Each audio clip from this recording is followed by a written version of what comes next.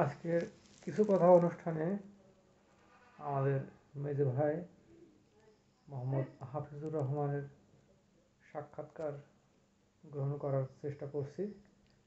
আজকে মেজো ভাইয়ের কাছ থেকে তার শৈশব, কৈশোর, লেখাপড়ার জীবন এবং জীবনের বিভিন্ন কথাগুলো শুনবো। মেজো ভাই, কেমন আছো? আলহামদুলিল্লাহ, মহান আল্লাহর কাছে শুকরিয়া যে আল্লাহ ভালো রাখছেন, সুস্থ আছি। যাক, আলহামদুলিল্লাহ। এখন তোমার সেই শৈশবের কথা, ছোটবেলায় কিভাবে লেখাপড়া করেছো, সেগুলো কি আমাদের সাথে একটু শেয়ার করবে? হ্যাঁ, অবশ্যই। ছোটোবেলায় আমি খালিশপুর প্রাইমারি স্কুলে পড়তাম, যেটা আমাদের গ্রাম থেকে অর্থাৎ খন্দখালিশপুর থেকে হাটখালিশপুরের দূরত্ব 2 কিলোমিটার। রাস্তা খুবই খারাপ ছিল, প্রচুর ধুলাবালি, বর্ষাকালে প্রচুর পরিমাণে কাদা। এর ভিতর দিয়ে আমরা ওখানে কষ্ট করে যেতাম। তার ভিতরে একটা আনন্দ ছিল, অনেক মানুষ একসাথে দল বেঁধে যেতাম। আমি স্কুলে যাওয়া শুরু করছি মূলত 71 সালে। 72 সালে আমি 1-এ পড়তাম। 71 সালে যুদ্ধের সময়ই শুরু করেছি স্কুলে যাওয়া। তো ওখানে পাকিস্তানিদের ক্যাম্প ছিল। খালিশপুর স্কুলে যাওয়ার আগে ইংরেজদের একটা নীলকুঠি বাড়ি আছে, বড় যেটা আমরা বলি কাছারি বাড়ি। যেটা আমরা বলি কাছারি বাড়ি। বড় একটা আমবাগান আছে। এই নীলকুঠি বাড়ি, এখানে পাকিস্তানিদের ক্যাম্প ছিল। তা খুব ছোট্ট শিশু ছিলাম, ওই ক্যাম্পে যেতাম। ওরা রুটি দিত, মাংস দিত, এগুলো খেতাম, নিয়ে আসতাম। তারা কি পাঞ্জাবি, মানে তারা পাকিস্তানি সৈন্য ছিল? পাকিস্তানি সৈন্য ছিল। হুম, এবং আমাদের কাছ থেকে এরা ডিম নিত। এবং এই পাকিস্তানি বাহিনী আমাদের গ্রাম থেকে ছাগল নিয়ে যেত, গরু নিয়ে যেত। আমাদের গ্রামে একটা হিন্দু পরিবার ছিল, তাদের উপরে অনেক নির্যাতন করেছে, ধরে নিয়ে গেছিলো, খুব মারাধরা করেছে। তো স্থানীয় লোকজনের অনেক সমস্যা করেছে। তো যাই হোক, সে দেশ স্বাধীন হলো, অর্থাৎ 14ই ডিসেম্বর, 16ই ডিসেম্বর দেশ স্বাধীন হয়েছে, কিন্তু আমাদের এখানে মুক্ত হয়েছিল 14ই ডিসেম্বর। তো 14ই ডিসেম্বর ওই ক্যাম্পে, অর্থাৎ খালিশপুর ওই ক্যাম্পে ইন্ডিয়ান আর্মিরা আসলো। ইন্ডিয়ান আর্মি খচ্চর বাহিনী আসলো, অর্থাৎ ঘোড়ার চেয়ে বড় সাইজের, দেখতে অনেকটা ঘোড়ার মতোই এই বাহিনী আসলো। এবং আমি ছোট্ট একটা শিশু, আমার এটুকু মনে আছে যে আমার এক চাচা, ডাকনাম জুলন বিশ্বাস, লুৎফর রহমান জুলন বিশ্বাস, উনি আমার কাছে একটা ছোট্ট গুলির বাক্স দিয়েছিলেন। আমি সেই গুলি, পাকিস্তানিদের ফেলে যাওয়া সেই গুলির বাক্স, আমি একটা পিক আপে উঠিয়ে দেওয়ার চেষ্টা করেছি। তখন ইন্ডিয়ান আর্মি, শিখ বাহিনী, ওরা, ওদের চুল লম্বা ছিল, মাথায় পাগড়ি ছিল। এক শিখ সৈন্য আমার কাছ থেকে এই বাক্সটা নিয়ে ওই পিক আপে উঠালো। তো তারা কেন নিল বাক্সটা? বাক্সটা এটা পাকিস্তানিরা ফেলে গেছে। আচ্ছা আচ্ছা। পাকিস্তানিরা অনেক অস্ত্রশস্ত্র ফেলে গেছে। তো এইগুলো সাধারণ জনগণ তুলে দিচ্ছিল। তো ইন্ডিয়ান আর্মির আবার এগুলো নিল, সেই অস্ত্রশস্ত্র।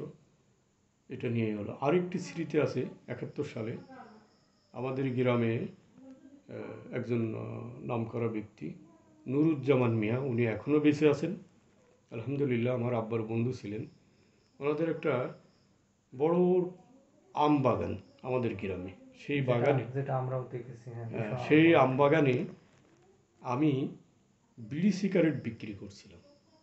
আমার দাদি আমাকে পাঠালেন, আমার বড় ভাই আর আমি। আমার বড় ভাই মোহাম্মদ আমিদুর রহমান, উনি বর্তমানে খালিশপুর প্রাইমারি স্কুলের হেডমাস্টার। তো উনি আর আমি ওই বিড়ি বিক্রি করতে গেছি, বিড়ি এবং সিগারেট। তখন তো তোমার বয়স অনেক কম, হয়তো 6-7 বছর, এরকম 6-7 বছর বয়স হতে পারে। তো বিড়ি বিক্রি করছি। এই সময় এখানে সেল নিক্ষেপ হলো, অর্থাৎ ওই ক্ষেপণাস্ত্র ওই বাগানে নিক্ষেপ হলো। হওয়ার পর অনেকেই দৌড়িয়ে চলে গেল, আমার বড় ভাই চলে গেল। আমি আবার কোনো রকম ভয় না পেয়ে, ছোটোর থেকে আমার একটু ভয় কম ছিল, একটু দুরন্ত ছিলাম, ভয় না পেয়ে আমি সেইগুলো ঠান্ডা মাথায় গুছালাম। সেই বিড়ি সিগারেট বাক্সের ভিতরে ভরলাম, টাকা পয়সা ঠিক করলাম। শুধু তাই না, বাহার বিশেষ নাম করে আমাদের এক দুঃসম্পর্কের চাচা, আমার আব্বার ঘনিষ্ঠ ছিলেন, তার কাছ থেকে আমি পাটালি কিনলাম, গৌড়ের পাটালি, এদিকে ওখানে মোটর সেল পড়ছে, সেদিকে আমার কোনো ভ্রুক্ষেপ নেই। এগুলো কিনে নিয়ে ঠান্ডা মাথায় আমি বাড়ি আসলাম। এই ধরনের যুদ্ধের অনেক তাহলে স্মৃতি তো আছে। তোমার 1971 সালের মুক্তিযুদ্ধের অনেক স্মৃতি অনেক, এখনো পর্যন্ত মনে আছে। এখনো পর্যন্ত অনেক কিছু মনে আছে। তখন আমি দেখেছি যে অনেক লোক শেখ মুজিবের জন্য রোজা রেখেছে, উনি যেন পাকিস্তান থেকে মুক্ত হন। অনেকেই দেখতাম যে রোজা রাখতো ওনার জন্য, এটাও আমি শুনেছি। আবার এটাও দেখেছি যে অনেকেই সেই পাকিস্তানিদের পক্ষে আমাদের খালিশপুর বাজারের ব্রিজ পাহারা দিত। অনেকেই, তাদের নাম আমার এখনও মনে আছে, আমি সেগুলো আর এখন বলতে চাচ্ছি না। অর্থাৎ তারা স্বাধীনতার বিরুদ্ধে কাজ করেছে, আমাদের গ্রামেও আছে এবং হাটখালিশপুরও আছে। একটা যুদ্ধে দুই পক্ষে হ্যাঁ, একটু দুই smart পক্ষ building থাকবেই। থাকতেই হ্যাঁ, পারে, এটা খুবই স্বাভাবিক ব্যাপার। খুবই স্বাভাবিক। সেটা ছিল। তো তখন যারা পাকিস্তানিদের সহযোগিতা করেছে তারা মনে করেছে এটা রাইট, আর যারা মুক্তির বাহিনীতে ছিলেন স্বাধীনতার পক্ষে তারাও রাইট ছিল। যে পক্ষ হেরে যায় সেই আসলে অপরাধী হয়ে যায়। তো যাই হোক, সে ইতিহাস বিচার করবে এটা কোনটা রাইট। তো আমি আচ্ছা, স্বাধীনতা যুদ্ধের একজন প্রত্যক্ষদর্শী। যাক, এটা একটা বিরাট ব্যাপার। অনেকেরই এই সৌভাগ্য হয়নি, বিশেষ করে যারা পরবর্তীতে জন্মগ্রহণ করেছে। কিন্তু তোমার এমন একটা সময় জন্ম হয়েছিল যে কিছুটা দেখার সুযোগ হয়েছে, সুযোগ একটা হয়েছে। বিরাট ব্যাপার, যেটা আমরা ইতিহাস থেকে দেখি। আচ্ছা, তোমাদের সময় যে প্রাইমারি স্কুলটা ছিল এটা কোথায় অবস্থিত ছিল সেটা কি বলবে?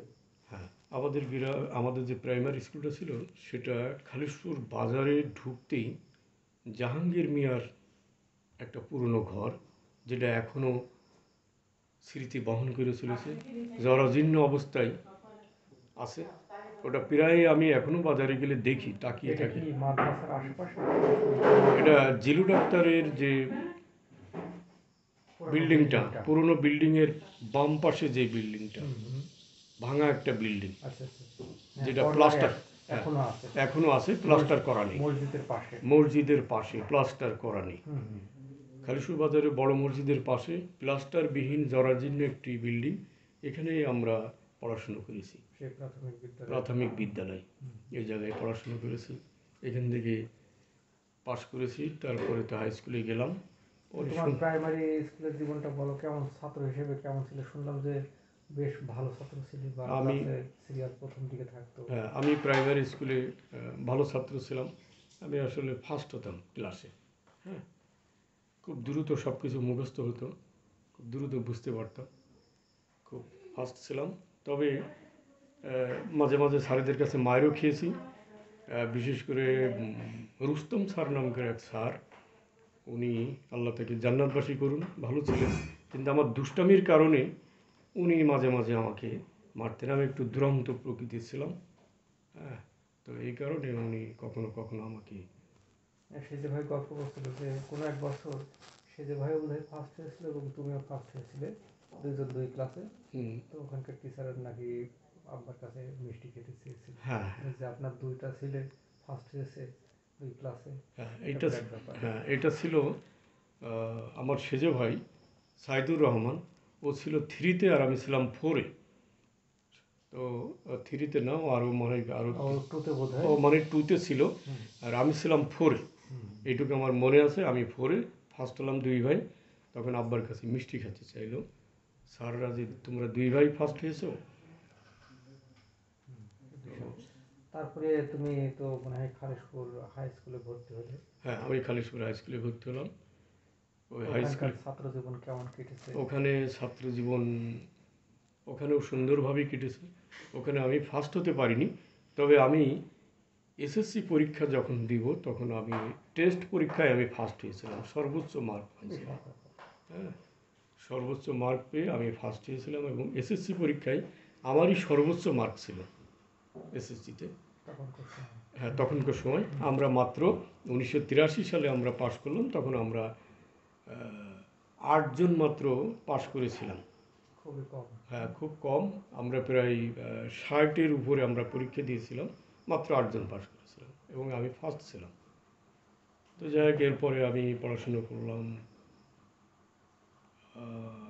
কোটচাঁদপুর কলেজে, কেএমএইচ কলেজ, যে কলেজটা পরবর্তীতে সরকারি হলো এবং আমি ওখানে থাকাকালীনই সরকারি হয়েছে। এরপরে চলে গেলাম ঢাকা, জগন্নাথে পড়াশুনো করলাম। আমি পলিটিক্যাল সায়েন্সে মাস্টার্স করেছি এবং ইসলামী হিস্ট্রিতেও মাস্টার্স করেছি। আমি দুটো সাবজেক্টে মাস্টার্স করেছি।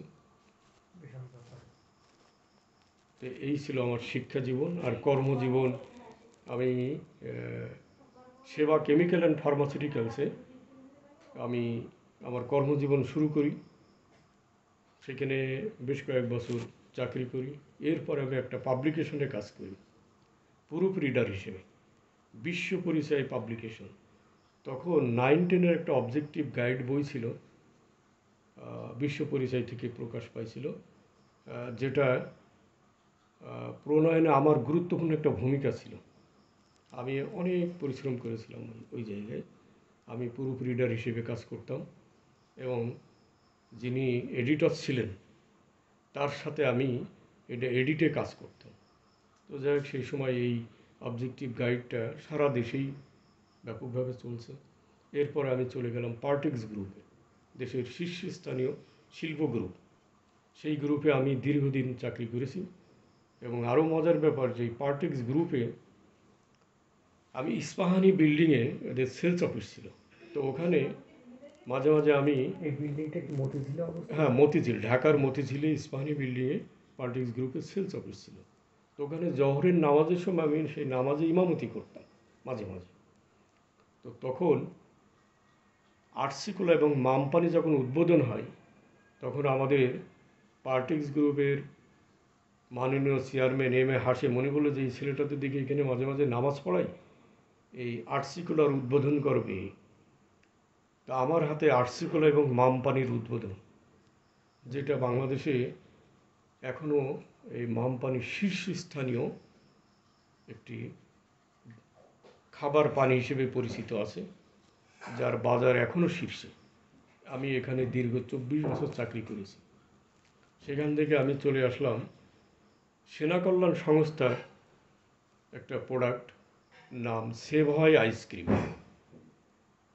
এই সেভয় আইসক্রিম একজন নন বেঙ্গলি আর্মিদের কাছ থেকে নিয়ে উনি পরিচালনা করছেন। আমি এখানে যোগ দিলাম, দিয়ে এখানে বিদেশেও সফর করলাম। ইতিপূর্বে আমি পার্টিক্সে থাকাকালীনও বিদেশ সফর করেছি, এখানে আসার পরও করেছি। এবং আমি সেভাই আইসক্রিমের চাকরি করাকালীন দুইবার স্বর্ণ পদক পেয়েছি। সারা বাংলাদেশে বিরাট প্রথম স্থান অধিকার করে স্বর্ণ পদক পেয়েছি এবং বিদেশেও সফর করেছি। বাংলাদেশে, সম্ভবত নেপালে এবং থাইল্যান্ডে বোধহয় তুমি ভ্রমণ করেছো। হ্যাঁ, আমি ভুটানে ভ্রমণ করেছি, নেপালে করেছি, থাইল্যান্ডে করেছি, ইন্ডিয়া করেছি। 4টে দেশ ভ্রমণ। আমি 4টে দেশ ভ্রমণ করেছি। বিরাট ব্যাপার। এটা আমার প্রতিষ্ঠানে আমি যেখানে চাকরি করতাম তাদের অর্থায়নে আমি এই দেশগুলো ভ্রমণ করেছি এবং এই দেশগুলোই সব জায়গাতেই 5 স্টার হোটেলেই আমাকে রাখা হয়েছে। আমি থাইল্যান্ডে সর্বশেষ ভ্রমণ করেছি 2024 সালে 31শে জুলাই। আমি থাইল্যান্ডে যাই, সেখানেও আমি থাইল্যান্ডের বিখ্যাত হোটেল অ্যাম্বাসাডর, সেখানেই অবস্থান করি ব্যাংককে। যাই হোক, সেটাও একটা বড় অভিজ্ঞতা। তাহলে বিদেশে দেখার যে একটা ইচ্ছা মানুষের থাকে, সেটা তোমার পূর্ণ হয়েছে। হ্যাঁ, আলহামদুলিল্লাহ, এটা পূরণ হয়েছে। এটা একটা আল্লাহ বিরাট মানে তার যে একটা ইচ্ছা, সেটার একটা বহিঃপ্রকাশ অনেকেরই হয় না। যেমন আমারও অনেক দিন থেকে ইচ্ছা ছিল যে বিদেশ দেখবো, কিন্তু কোনোভাবেই এই ইচ্ছাটা পূর্ণ হচ্ছিল না। অবশেষে আমি সেই সুযোগ পাই। তাহলে বর্তমানে কি অবসর জীবন যাপন করছো? আমি বর্তমানে অবসর জীবনযাপন করছি। এই মুহূর্তে আমি কোনো চাকরিতে নেই। মাঝখানে আমি একটু অসুস্থ ছিলাম, আলহামদুলিল্লাহ এখন ভালো আছি এবং কোনো একটি কাজ করার চেষ্টায় আছি। বাকিটা আল্লাহ যদি আমাকে সহযোগিতা করে, নিয়ত আছে। তবে খুব সুন্দর একটি জীবন এবং একটা সুন্দর একটা সময় কাটছে। আমি যদিও অবসর, তারপর কিছুদিন আগে আমার একমাত্র কন্যা সন্তান, তার একটি পুত্র সন্তান হয়েছে। তো এই বাচ্চাটার দিকে তাকিয়ে যে আনন্দ পেয়েছি আমি, যে খুশি, এটা আসলে ভাষায় প্রকাশ করা যাবে না। আমি অনেকের কাছে শুনতাম যে নাতি পুতিদের উপরে অনেক মহব্বত থাকে। আমার এই নাত ছেলে হওয়ার পর আমি বুঝলাম যে কতটা মহব্বত। আমার এখন কোনো কষ্ট নেই। আমি প্রত্যেক দিন কয়েকবার ভিডিও কলে এই বাচ্চাটাকে দেখার চেষ্টা করি, যেহেতু আমি এই মুহূর্তে গ্রামের বাড়িতে আছি। আরও একটু সুন্দর সময় কাটলো যে গ্রামের বাড়িতে আসার পরে আমার সব ভাইগুলো আসছিলেন এখানে। তো সবার সাথে এত সুন্দর একটা সময় কাটিয়েছি, অসাধারণ। জানি না এটা পাবো কিনা। মা বাবা চলে যাওয়ার পরে খুবই কষ্টের একটা সময় কাটছে, তারপরও এর ভিতরেও অনেক অসাধারণ একটা সময় কাটালাম। আলহামদুলিল্লাহ আমরা সব ভাইগুলো এখনও গ্রামের বাড়িতে আসলে যৌথভাবেই খাওয়া দাওয়া করি, যৌথভাবেই থাকি, যৌথ বাড়িতেই থাকি। এই একান্নবর্তী পরিবার এগুলো হয়তো এখন আর নেই। হ্যাঁ, পরিবারের এখন ইউনিটগুলো আসলে ভেঙে এত ছোট হয়ে গেছে, খুব একটা দেখা এত যায় না। আত্মকেন্দ্রিক হয়ে গেছে যে আসলে সেখানে শান্তি বলে কিছু নেই। এই একান্ন পরিবারে যে কী ধরনের শান্তি, এটা কল্পনাই করা যাবে না। সম্ভবত বাংলাদেশে আমাদের মতো পরিবার খুব কমই আছে। আলহামদুলিল্লাহ আমরা প্রত্যেকটা ভাই একজন আর একজনকে শ্রদ্ধা করি, সম্মান করি, স্নেহ করি। সবার প্রতি সবার খুব দরদ আছে, সেটা আলহামদুলিল্লাহ। ঠিক। আমার একটি আশা এখন আছে, সেটা হচ্ছে যে আমি হজ করার একটা নিয়ত আছে এবং ভিতরে একটি আশা আছে। মহান আল্লাহ সুবহানাহু ওয়া তাআলা যদি কবুল করেন, যদি আমি সেখানে যেতে পারি, এটা আমার জন্য একটা বড় পাওয়া হবে। এই আশাটাই আমি আছি। আল্লাহ যেন আমাকে সুস্থ অবস্থায় একবার হজ করার তৌফিক দেন। আমি সবার কাছে এই দোয়া চাচ্ছি এবং আল্লাহ যেন আমার এটা কবুল করে নেন। ইনশাল্লাহ আল্লাহ হয়তো সেই ইচ্ছা একদিন পূরণ করতে পারে। আমরা চাই যে তোমার যে ইচ্ছা আল্লাহ যেন সেটা পূর্ণ করে। আচ্ছা, এখন আরেকটা বিষয়ে আমি কথা বলবো, তোমার ফুড হ্যাবিট, খাদ্যাভ্যাস। আমি খেয়াল করি যে তোমার সেই অনেক আগে থেকেই আল্লাহর রহমতে ফিজিক্যাল ফিটনেস অন্য 10 জনের তুলনায় দেখি অনেক ভালো। তো এটার পিছনে কি তোমার বিশেষ কোনো অভ্যাস আছে, যে খাওয়া বা জীবনযাত্রা, এটা তুমি কিভাবে ফলো করো যার কারণে মার্শাল্লাহ তোমার শরীর স্বাস্থ্য বা সব কিছুর দিক থেকে ফিটনেস এত ভালো থাকে? এর আসলে কি, এর পিছনে কি তোমার জীবনযাত্রার প্রসেসটা কি, খাদ্যাভ্যাস বা জীবন প্রণালী, এটা কি? আমার এই সুস্থতার পিছনে আল্লাহ সুবহানাহু ওয়া তাআলার রহমত তো অবশ্যই আছে। তারপরেও আমি নিজে কিছু সুনির্দিষ্ট নিয়মকানুন মেনে চলি। অনেক আগে থেকেই আমি প্রচুর খাবার গ্রহণ করি না। ভাত আমি খুবই কম খাই। হোটেলে যে 1 প্লেট ভাত মূলত এতটুকুই খাই, এর চেয়ে আমি বেশি খাই না। আমার যদিও ক্ষুধা থাকে তারপরেও খাই না। আমি সকাল 8টার ভিতরে সকালের খাবার শেষ করি। আর রাতের খাবার আমি রাত 8টার থেকে 8:30টার ভিতরে শেষ করি। যদিও কখনো কখনো বাড়ি আসলে এটা দেরি হয়, তবে আমার এই রাত 8টার থেকে 8:30টার ভিতরে খাবার গ্রহণ, এটা সারা জীবনের একটা অভ্যাস, যেটা আমার স্ত্রীও জানে যে এশার নামাজের পরপরেও খাবে, যাই হোক। এবং আমি 10:30টার ভিতরে ঘুমানোর চেষ্টা করি এবং আমি রাত 4টে বা তারপরে আমি জেগে যাই। জেগে আমি নামাজ পড়ি, ফজরের নামাজ পড়ি, তাহাজ্জুদ নামাজ পড়ি, ফজরের নামাজ পড়ি। এভাবে আমার জীবনযাত্রা। এবং সব রকমের ফাস্টফুড, কোমল পানীয়, এগুলো আমি এড়িয়ে চলি এবং যতদূর সম্ভব চেষ্টা করি একটু সাধ্যমতো দেশীয় কিছু ফলমূল খাওয়ার। এবং আরও একটি অভ্যাস আমার আছে, এটা দীর্ঘদিনের অভ্যাস। যখন আমি স্কুলে পড়তাম তখন থেকে আমি একটু এক্সারসাইজ করি। সেটা হাঁটা হোক বা কোনো ইয়োগা ব্যায়াম হোক, সেগুলো আমি করি, মেনটেন করার চেষ্টা করি। সেটা এখনও পর্যন্ত করি। এবং খুবই ভালো অভ্যাস। এবং স্বাস্থ্যের ক্ষতি হবে এই ধরনের খাবার আমি গ্রহণ করি না, বা ওইভাবে আমি ঘুমাইও নি। আমি রাত জাগি না এবং খুব বেশি মোবাইলে সময় ব্যয় করি না। হ্যাঁ, যতটুকু না দেখলেই নয়। খুবই ভালো অভ্যাস। তোমার কি এমন কোনো কথা মনে আছে যে খাবারের ক্ষেত্রে যে তুমি একটা চ্যালেঞ্জ হিসেবে নিয়েছো যে আমি অনেক খাবো এবং সেটা বাস্তবায়ন করে দেখিয়েছো, এরকম কি কোনো হিস্ট্রি আছে কিনা? হ্যাঁ, এই ধরনের হিস্ট্রি আমার আছে যে আমি যখন 9, 10 বা ইন্টারে পড়তাম তখন আমি প্রচুর খাবার গ্রহণ করতে পারতাম।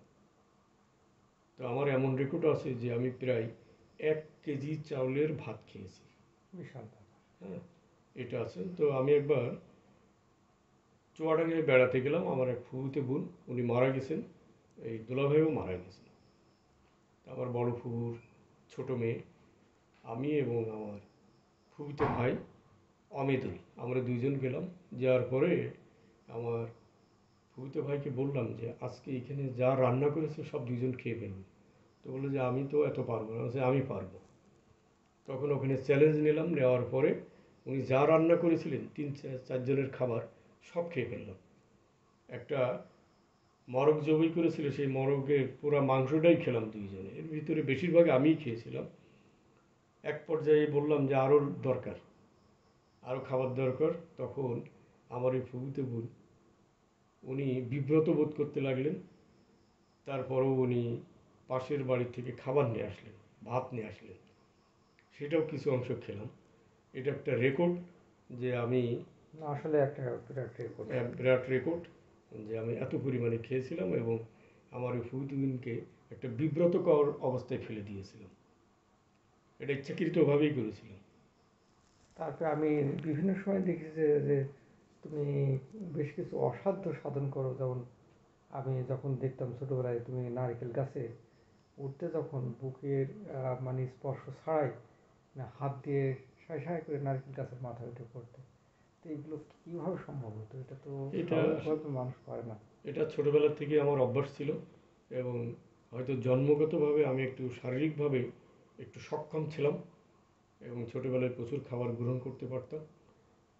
আমি নারিকেল গাছে যত বড় গাছই হোক আমি বুক দিতাম না। বুক না দিয়েই আমি বিড়ালের মতো এইভাবে দৌড়িয়ে উঠে চলে যেতাম এবং একটানা 2-5টা 5টা 6টা গাছও একটানা উঠেছি, এই ধরনের রেকর্ডও আছে। আমি শুধু নারিকেল গাছ না, সব রকমের তাল গাছে উঠতে পারতাম। যত বড় তাল গাছ হোক সেখানে আমার কোনো কিছুই লাগবে না, কোনো বাঁশ লাগবে না, দড়ি লাগবে না, কিছুই না, আমি গাছে উঠে যেতাম। অসংখ্য তাল গাছে উঠেছি, তাল পেড়েছি, খুবই দুরন্ত ছিলাম। এরপরে আমি খেজুরের গাছে যে খেজুরের রস, এই খেজুরের রস আমি 20-25-30টা গাছে উঠছি, উঠে রস পেড়েছি। সর্বোচ্চ আমার রেকর্ড আছে যে আমি 14টা ভাঁড়, 14খান রস একা নিয়ে আসছি, যার ওজন অনেক বেশি, অনেক বেশি ব্যাপার, যা সেই বিশাল সময় ভার। অনেকেই পারতো না। তো আমার এই শক্তির জন্য আমাদের গ্রামে লবা মণ্ডল, উনি এখন প্যারালাইজড হয়ে পড়ে আছেন, আল্লাহ তাকে সুস্থতা দান করুক। আরেকজন ছিলেন দাউদ মণ্ডল, উনি মারা গেছেন। আমার এই শক্তির কারণে ওনারা আমাকে দিয়ে গরুর গাড়ি, আস্ত গরুর গাড়ি, সেটা উঁচু করতে বলেছে। আমি পিঠে ছালাদ দিয়ে, বস্তা দিয়ে পিঠে গরুর গাড়ি এরকম বাঁধিয়ে উঁচু করে ফেলেছি। এই ধরনের অসাধ্য করেছি। আরও করেছি, মাঠে ষাঁড় গরু দেখলে আমি শিং ধরে মোড়া দিয়ে ওই গরুকে আমি ফেলে দিতাম মাটিতে, সে যত বড় ষাঁড় গরুই হোক। আমি নিজেও বুঝতাম না যে এত শক্তি আমার শরীরে কেন ছিল। এই ব্যাপারে আমার আব্বা বলতেন, মাকে বলতেন যে তোমার ছেলে এসব করে কেন, এগুলো ঠিক না, শক্তি দেখাতে নেই। তো শারীরিকভাবে আমি খুবই শক্তিশালী ছিলাম। আরেকটি কাজ করেছিলাম, আমি তখন ঢাকা প্রথম গিয়েছি 88 সালের বন্যায়, তখন ঢাকা শহর পানির নিচে। আমি ধূপখোলা মাঠ থেকে, ঢাকার ধূপখোলা মাঠ থেকে, যেখানে এখন আজগর আলী হাসপাতাল আছে সিটি গ্রুপের, এই জায়গার থেকে ধুলাই খাল, ঢাকা শহরের সবচেয়ে বড় খাল ছিল, এই খালের ভিতর দিয়ে সাঁতার দিয়ে বুড়িগঙ্গা নদী পাড়ি দিয়ে আমি কেরানীগঞ্জে যেয়ে উঠেছিলাম ম্যারাথন সাঁতারে। বিশাল ব্যাপার। যদিও আমি ফার্স্ট হতে পারিনি, কিন্তু এই দীর্ঘ প্রায় 4 ঘন্টা যাবৎ আমি সাঁতার দিয়েছিলাম সেই বন্যায়। এটা আমার একটা বিরাট একটা অসাধ্য রেকর্ড। সাধন। অবশ্যই এটা একটা অসাধ্য হ্যাঁ, ব্যাপার। এখনো আমার মনে করি ভয় পাই যে এটা কিভাবে আমি করেছিলাম। আসলে হ্যাঁ, আমি কিভাবে এখানে অংশ নিয়েছিলাম, কেন নিয়েছিলাম, কত বড় রিস্ক। এর সাথে আমি একটা ছেলেকে পড়াতাম, আমার এক ছাত্র, ওর নাম ছিল দীপু। এই ছেলেটা আমাদের সাথে যোগ দিয়েছিল। সে বুড়িগঙ্গা নদীর মাঝে যে হারিয়ে গেল, এবং আমি দেখলাম সে হারিয়ে গেল। আমরা পরবর্তীতে 4 দিন পরে তার লাশ পেয়েছি। ওই ছেলেটা হারিয়ে গেল, কিন্তু আমার এই ছাত্র আমি ঠেকাতে পারিনি, কারণ সেই সময় ঠেকানো সম্ভব না, কারণ আমি নিজেই তখন যথেষ্ট রিস্কে ছিলাম, যথেষ্ট ঝুঁকিপূর্ণ ছিল আমার নিজের জীবনে। তো এটা একটা ভয়াবহ একটা দুর্ঘটনা ওই সময়। এই ধরনের কিছু অসাধ্য আমার আছে, এখন মাঝে মাঝে এইগুলো ভাবি। আবার আমি মোটর বাইক চালাই এই বয়সে এখনও। আমি মাত্র কয়েকদিন আগে ঢাকা থেকে আসলাম, মোটর সাইকেলেই আসলাম। আবার ইনশাল্লাহ ঢাকা যাব মোটর সাইকেলেই। অনেকে আমার বন্ধু বান্ধব বলে যে কীভাবে এত দূর মোটর সাইকেল চালাও, কষ্ট হয় না? আমার কোনো কষ্টই হয় না। আমার মনে হয় যে আমি বাংলাদেশের এই প্রান্ত থেকে ওই প্রান্ত মোটর সাইকেল চালিয়ে চলে যেতে পারি, কোনো সমস্যা হয় না। আমি এখনও পর্যন্ত শারীরিকভাবে কোনো ক্লান্তি অনুভব করিনি, আলহামদুলিল্লাহ। যে শারীরিক ক্লান্তি, এটা আমার ভিতরে খুব একটা দেখিনি। এই প্রায় 60 বছর বয়সেও আমি এভাবে মোটর ড্রাইভ করি। এক দোয়া করি আল্লাহ তোমার এই শারীরিক সুস্থতা সারা জীবন যেন রাখে এবং দীর্ঘ জীবন লাভ করো। আরেকটা জিনিস জানতে চাইবো, সবার জীবনে কম বেশি এরকম থাকে যে হয়তো বা কোনো আফসোস থাকে, তো তোমার জীবনে কি এমন কোনো আফসোস আছে যে যেটা খুব খুব ইচ্ছা ছিল কিন্তু সেটা হয়নি, বা এরকম কিছু? হ্যাঁ, এই ধরনের একটা আফসোস আছে যে আমি একটা সেনাবাহিনীর অফিসার হব, সেটা আমি হতে পারিনি। আমি চেষ্টা করেছিলাম 20তম বিএমএ লং কোর্সে, আমি পরীক্ষাও দিয়েছিলাম, যাই হোক হয়নি। ছোটোর থেকে একটা আশা ছিল। আমি ময়নামতি ক্যান্টনমেন্টে যে পরীক্ষা দিয়েছিলাম, তো যাই হোক সেখানে আমি কৃতকার্য হতে পারিনি। এটা আমার একটা আফসোস যে আমি একজন সেনা কর্মকর্তা হওয়ার একটা আশা দীর্ঘদিন থেকে লালন করতাম, তো সেটা আমার হয়নি। হ্যাঁ, সেটা হলে হয়তো জীবনটা অন্যরকম হতে পারতো। যাক, তবুও আল্লাহ যেদিকে তোমাকে নিয়ে গেছে তোমার কর্মজীবনে অত্যন্ত উজ্জ্বল সফলতার স্বাক্ষর রেখেছো, সেজন্য বারবার পুরস্কৃত হয়েছো বা খুব সুনাম অর্জন করেছো। বাকি জীবন কিভাবে কাটাতে চাও সে বিষয়ে কিছু যদি বলো। বাকি জীবন, আমি দীর্ঘদিন শহরে বসবাস করেছি, ঢাকা সহ বিভিন্ন জায়গায়। খুব যান্ত্রিক জীবন, অস্বস্তিকর একটি জীবন। বাকি জীবন আমি আমার গ্রামে কাটাতে চাই। আমি আমার গ্রামকে খুব ভালোবাসি। এখানে আমার অনেক স্মৃতি আছে, এখানে আমার মা বাবা আছে, তারা মাটিতে শুয়ে আছে। আমি বাকি জীবন একজন কৃষক হয়ে বা ছোট কোনো ব্যবসায়ী হয়ে কাটাতে চাই। খুব ভালো সিদ্ধান্ত। মানুষের জীবন অনেকেই তার জন্মভূমিতে কাটাতে চায়, এটা একটা খুব ভালো জিনিস। আমি এটাকে স্বাগত জানাই এবং আশা করি তোমার এই গ্রামে খুব সুন্দর জীবন কাটবে। আহ, ঠিক আছে, আজকে কথা হলো, ইনশাল্লাহ আবার হয়তো কোনো একদিন কথা হবে। হ্যাঁ, তুমি সুস্থ থাকো, তোমার সুদীর্ঘ জীবন কামনা করছি। আবার কথা হবে। আল্লাহ হাফেজ। আল্লাহ হাফেজ। যারা এটা দেখছেন সবার প্রতি এই দোয়া রইল, আল্লাহ সুবহানাহু ওয়া তাআলা সবাইকে ঈমানের সাথে রাখুক, এবং যারা আমাদের আত্মীয় স্বজন চলে গেছে আল্লাহ তাদেরকে মাফ করে দিক, এবং আমরা যারা বেঁচে আছি, আমার ভাই এবং তার পরিবার আত্মীয় স্বজন যেখানে আছে সবাইকে আল্লাহ ঈমানের সাথে সুস্থ এবং নেক হায়াত দান করুক, আমিন। আমিন।